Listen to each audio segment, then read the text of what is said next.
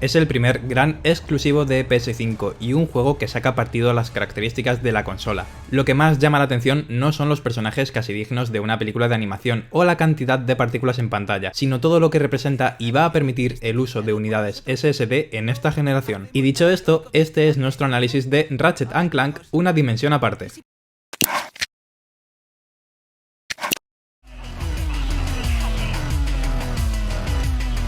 Estamos ante una saga con 19 años a sus espaldas, y aunque hemos tenido alguna entrega en la que han intentado innovar más de la cuenta, lo cierto es que los cimientos de la franquicia son tremendamente sólidos. Tenemos una pareja protagonista, Ratchet el Lombax y Clank el Robot, que son un dúo inseparable, con momentos cómicos, con el carisma suficiente como para protagonizar una peli, la de 2016, y con un magnetismo bestial. Ese humor, el compañerismo y el mensaje de amistad es básico en la saga, así como las fases de plataformas, unas veces con saltos medidos y otras con secciones a toda velocidad que desembocan en tiroteos desenfrenados contra varios enemigos a los que destrozamos gracias a un arsenal de armas amplio como pocos. De hecho, Insomniac Games suele presumir de crear no solo muchas armas en sus franquicias, sino de hacer dispositivos muy imaginativos, útiles y que apetece mucho utilizar en la partida. Lo hemos visto en Ratchet, claro, pero también en Resistance o en Sunset Overdrive, y sí, también en Spider-Man, aunque aquí tiene su lógica ya que el trepamuros tiene un montón de cachivaches. Esas bases están representadas a la perfección en este juego, y de hecho creo que el estudio ha creado una de las mejores entregas de la saga gracias al enorme equilibrio entre humor, historia, fases de saltos y disparos. Hablo de la herencia, pero este juego se supone que ha sido creado para que muchos usuarios se suban al tren de esta pareja. Y puede que os estéis preguntando si necesitáis haber jugado a los anteriores o al de 2016 para entender la historia.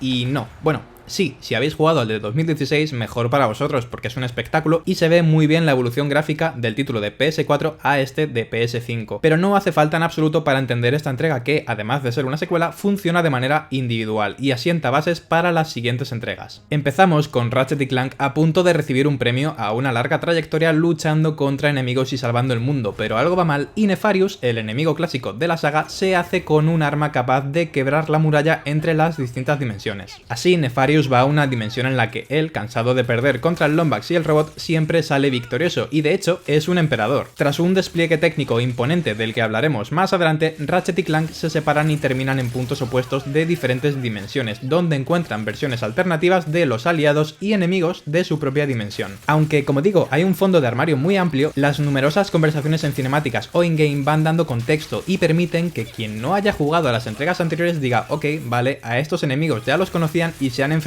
en una batalla imponente. O cosas como, vale, este personaje parece ser importante para Ratchet, pero lo estoy conociendo ahora en una versión alternativa. Y claro, hablando de alternativos, tenemos a Rivet. Rivet es la Lombax de la dimensión en la que cae Clank, y enseguida forma equipo con el pequeño robot. Vamos descubriendo el pasado y las motivaciones de este personaje, que es todo lo contrario a Ratchet y al que cogeréis cariño enseguida. Nivel a nivel vamos a ir cambiando entre Ratchet y Rivet, que comparten progreso, armas y armaduras para que el gameplay no se rompa y no haya que aprender a jugar con dos personajes distintos. La idea es salvar las dimensiones, el mundo de Rivet y de paso cumplir el sueño de Ratchet, del que no os vamos a hablar para evitar posibles spoilers. Es un juego muy bien llevado gracias a un ritmo muy medido entre cinemáticas en tiempo real, fases de charla in-game mientras descubrimos secretos y coleccionables y sobre todo gracias a unos tiroteos frecuentes que nunca dejan de ser divertidos debido a que poco a poco vamos consiguiendo nuevas armas y además evolucionamos las que tenemos para que sean más efectivas. Hay alguna fase como las que jugamos con Clank que están basadas en la lógica y que no están mal al principio, pero a la larga se hacen algo pesadas y repetitivas. No aportan realmente nada al juego, pero tras ese bache en el camino sabemos que tenemos una escena épica combatiendo contra algún jefe o saltando a otro planeta, y eso siempre está realmente bien. Y de hecho, aquí es donde entra en juego la potencia de PS5 y la nueva generación para dar vida a un título imposible en consolas anteriores.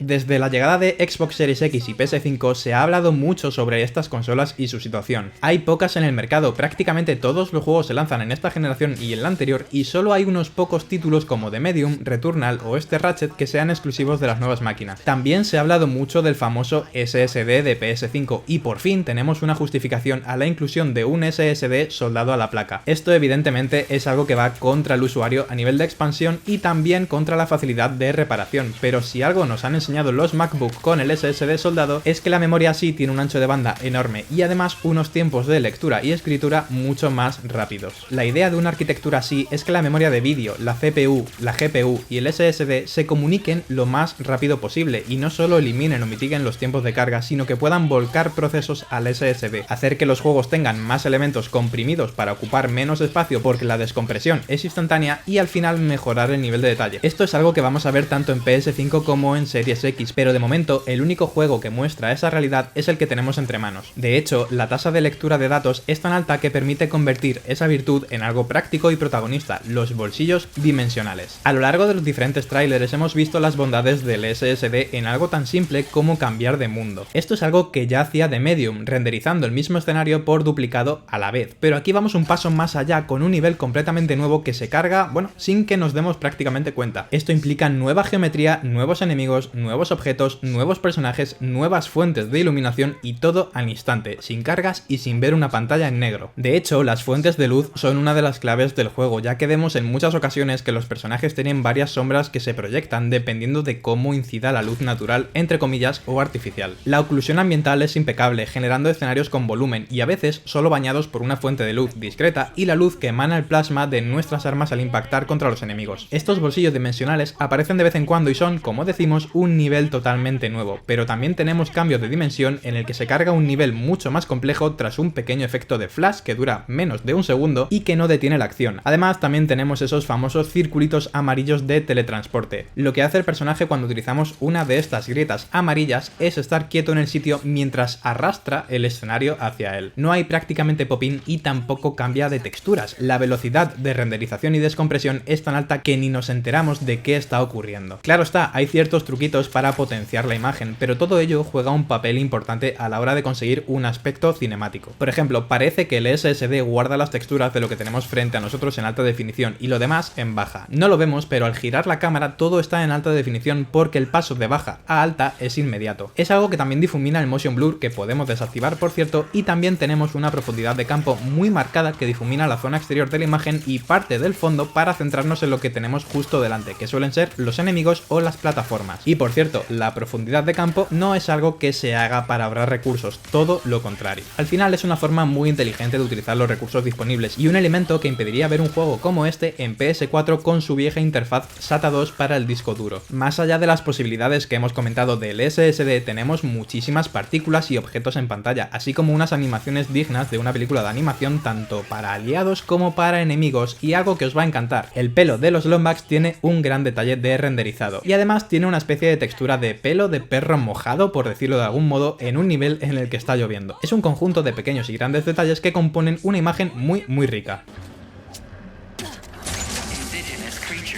Estamos en la generación del brilli y eso es el Ray Tracing. Hay varios tipos e implementaciones, pero lo que más llama la atención son los reflejos en tiempo real. Y sí, los hay. Las numerosas superficies metalizadas generan un reflejo realista de los personajes principales en todo momento, algo que ya habíamos visto en Miles Morales, pero noto que la técnica está más pulida. La resolución del reflejo es muy alta justo en la intersección con el modelo, pero cuando esto se aleja, vemos algo más de ruido que permite ver el reflejo, pero de forma menos definida. Jugando no es algo en lo que nos vayamos a fijar, pero está claro que es algo que ayuda a gestionar los recursos. Los personajes NPC también se reflejan, así como las decenas de objetos que podemos ver o no en la imagen. Por ejemplo, en una escena con naves estoy viendo el reflejo de estas, pero no el modelo real en el aire, ya que no es algo que esté en mi ángulo de la cámara. Los reflejos de objetos y NPC también parecen algo más ricos que los que teníamos en Miles Morales hace unos meses, y como en el juego del trepamuros tenemos tres modos de imagen. Por un lado está el modo fidelidad, que cuenta con resolución dinámica a 4K, mejores texturas y ray tracing de alta calidad. Es un modo en el que me he pasado el juego y que se juega perfectamente, ya que es un espectáculo visual, pero hay momentos en los que echo en falta algo menos de input lag. Va a 30 frames por segundo y cuando pruebas los modos de rendimiento es cierto que se nota algo pesado y lento. Eso mejora en el modo rendimiento RT o rendimiento Ray Tracing, en el que la resolución es 4K dinámica pero algo más baja, y esto la verdad es que se nota bastante en la imagen. También tenemos un recorte en elementos de escenario para poder subir la tasa de frames por segundo con una implementación de Ray Tracing no tan rica como la del modo fidelidad, pero suficiente para quienes buscan más fluidez sin perder, bueno, pues ese brilli. La idea de este modo es alcanzar los 60 frames por segundo sin perder esa capacidad de reflejos en tiempo real. Y el tercer modo de imagen es el que prioriza el rendimiento, el que pone el juego a 60 frames por segundo, que me han parecido más sólidos que en el rendimiento RT, y también con resolución 4K dinámica y sin ningún tipo de ray tracing. En este modo también hay reflejos, sí, pero son los más clásicos, los Screen Space Reflection, que pueden estar precalculados en objetos inamovibles y en otros personajes. Realmente los tres modos van a una resolución 4K dinámico, y en estos modos con ray tracing también tenemos SSR en algunos puntos del escenario, pero la influencia de los reflejos en tiempo real es un hecho y enriquece muchísimo la imagen final. Eso sí, aunque me parece un ray tracing muy llamativo y algo más pulido que el de Spider-Man Miles Morales, no es perfecto, y nos hemos encontrado algunas fuentes de luz que se pueden mover y que sí producen luz allá donde las movamos, pero que también mantienen su luz original en el punto en el que aparecieron por primera vez, y esto es algo que no debería suceder. Pero al final, si os fijáis en las superficies, encontraréis algunos reflejos sorprendentes, tanto en partes de personajes como en los elementos del escenario. De hecho, me he pasado buena parte de la partida viendo en qué superficies me puedo o no reflejar.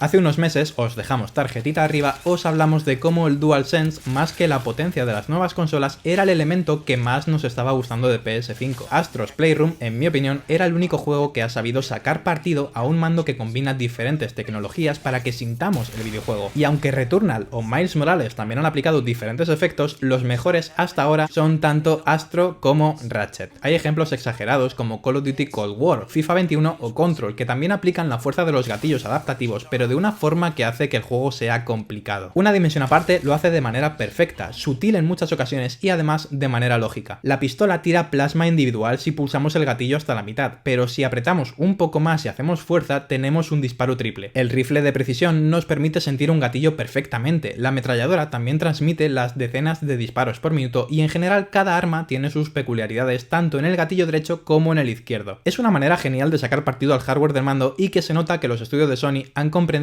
algo mejor cómo se deben utilizar estos componentes. Y parte de esas buenísimas sensaciones a los mandos son gracias al sonido que tenemos tanto en el DualSense como en el televisor o por los auriculares. El nivel del doblaje al castellano es impecable, como nos tienen acostumbrados desde PlayStation España. ¿No te parece raro que monten este tinglado por nosotros? No hacemos nada heroico desde hace... años. ¿Y si piensan que estamos acabados? ¿O y si lo estamos de verdad? Pero desde el mando también tenemos ciertos sonidos que, junto a la vibración áptica y los gatillos adaptativos, forman un cóctel perfecto para meternos de lleno en el juego. Por ejemplo, cuando Rivet teclea en una terminal tenemos el típico sonido de las teclas que sale por el altavoz del mando, así como una sensación áptica como si estuviéramos en un teclado mecánico. Cuando seleccionamos ciertas armas, además de la vibración para cada una de ellas, tenemos algunos sonidos que salen por el mando, y lo mismo en ciertas situaciones de la aventura. Es algo que los estudios de PlayStation están utilizando muy bien en juegos como Miles Morales, Returnal, Astrobot y que de nuevo tenemos en esta dimensión aparte.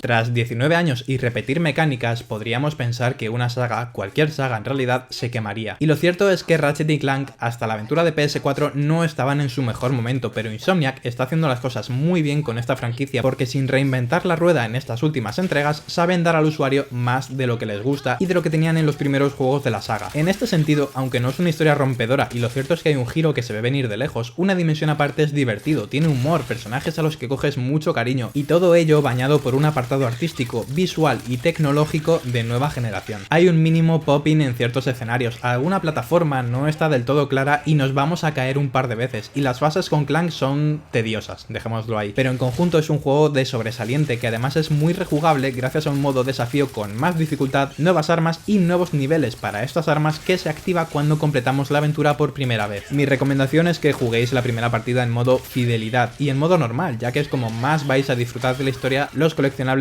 y el apartado gráfico, pero la segunda vuelta vale la pena que sea en nivel de dificultad máxima en el que conservamos armas y armaduras con uno de los dos modos que ponen el juego a 60 FPS. Además hay un par de mundos más abiertos que vamos a poder recorrer a toda velocidad con unas botas especiales y es un gustazo hacerlo a esos 60 FPS. Ahora solo queda esperar para el próximo juego de nueva generación que nos haga exclamar un "esto era imposible en las anteriores consolas", ya que Ratchet y Clank han puesto el listón altísimo. ¿Será Halo Infinite? ¿Será Horizon Forbidden West? de la manera que sea, y tras unos meses iniciales algo dubitativos, el futuro pinta espectacular. Y este es, con permiso de algunos titanes visuales de los últimos meses, el juego que marca el camino de la ya actual generación, tanto por lo que vemos en pantalla como por el hecho de cómo consigue poner en pantalla todos los elementos gracias a algo como el SSD. Llegamos al final del análisis. Este ha sido el primer análisis que hemos hecho de un videojuego y la idea es seguir así con algunos títulos que puedan empujar un poquito, bueno, pues el apartado gráfico y técnico de los videojuegos en la nueva generación. Así que si ha sido de ayuda, dad un like, que nos ayuda un montón, suscribíos para más vídeos de videojuegos y sobre todo tecnología, y nos vemos en el siguiente. ¡Hasta luego! ¿Dónde estaría sin ti?